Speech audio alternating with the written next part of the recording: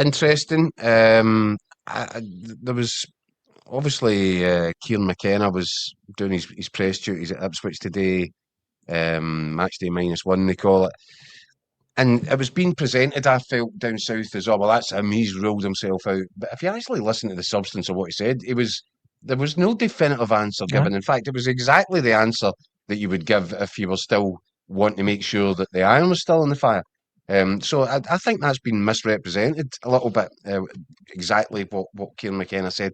He said, as you would imagine, that he's fully focused on doing his job. That he sees himself staying at Ipswich, hopefully for the rest of his career. But he knows that won't happen.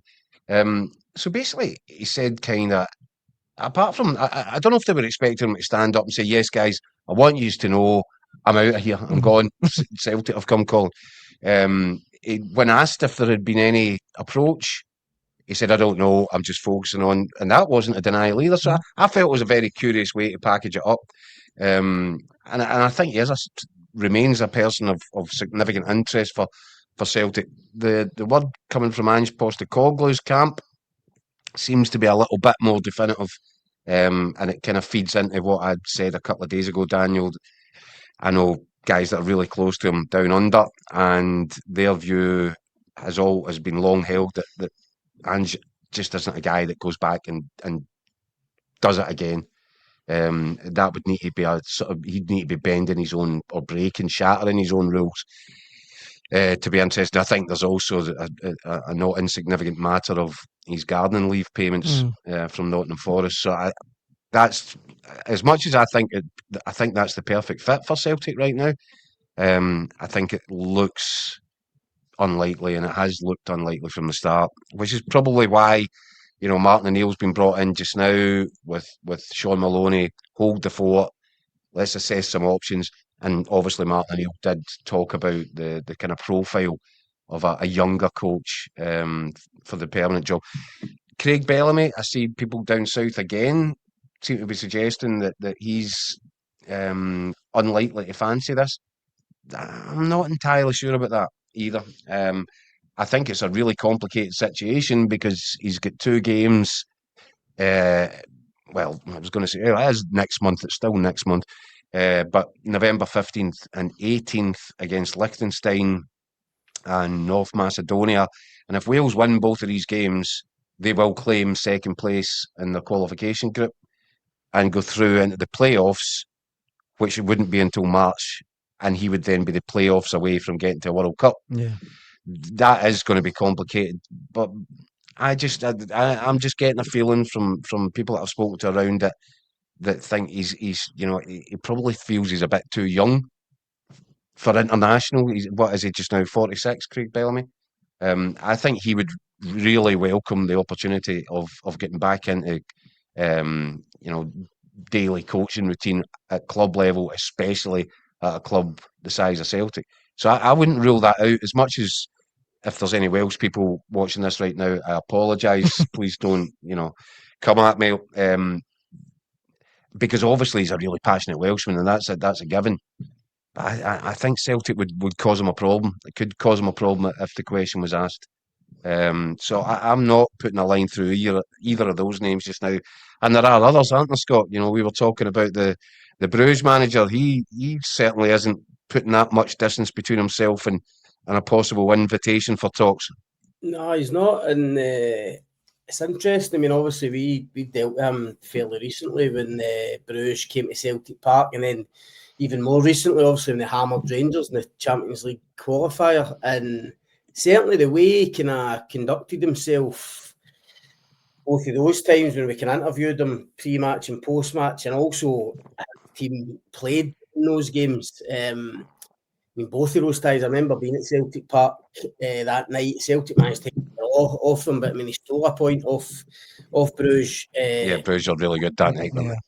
They were terrific. And then obviously we know what happened against Russell Martin's Rangers this season. So Nicky Hayne at Celtic want to go down the foreign coach route, then he would certainly appeal to me. And I think he's somebody that would appeal to the Celtic support for what he's done there. But as I say, it just depends whether they want to go down that road. he's profile-wise, what, 45? I think he's 45. So Yeah. again, it's a good age. Yep. But you know, I'm also, by the way, just refusing to rule out Martin O'Neill. I just am, and I know, and I've heard, I've heard him click into the old mode, and it's, oh, don't be silly, don't be looking at me, I'm just an old guy and all this. Don't think that. Don't believe it for a single second. There's still a glint behind the old trademark specs. There's a glint in the eye. And by the way, it might become a whole lot more than a glint. It might become a roaring flame on Sunday if he should go to Hampden, rekindle all the old magic, and lead Celtic to a semi-final victory over Rangers. Listen, he said it. He said it himself. He admitted it himself in his kind of inaugural press conference second time around the other day when he said, "Yeah, look, I do have an addiction for it. I'm addicted. I can't shake it." Aye. And that's just football in general, but I think Celtic in particular is, even more of an appeal and might feed the addiction even more. So I'm just everything that Martin O'Neill's saying right now, and I really enjoy listening to him, watching his interviews, talking to him. He's an entertaining guy, but everything he says I take with a major, major pinch of salt, especially when he's talking about this current opportunity, which even last night after the game, he says, well, if I'm here for the longer haul, or probably the shorter haul, obviously. And when he was picked up on that, he says, I didn't mean to say that. It's just come on, Martin. You're kidding nobody. That was uncanny, Scott, wasn't it? It was like Martin O'Neill was in the room. It was that. It's not the strangest. I don't think it's that far fetched that if he gets a couple of good results, maybe Celtic's desired candidate isn't available to the summer, that Martin O'Neill could stay on. Well, I mean, and there's why I wonder if it's open-ended just now, just as open-ended as it seems to be. Nobody seems to be able to put a realistic timeline on this, how long this is likely to ask, what target Celtic are moving towards.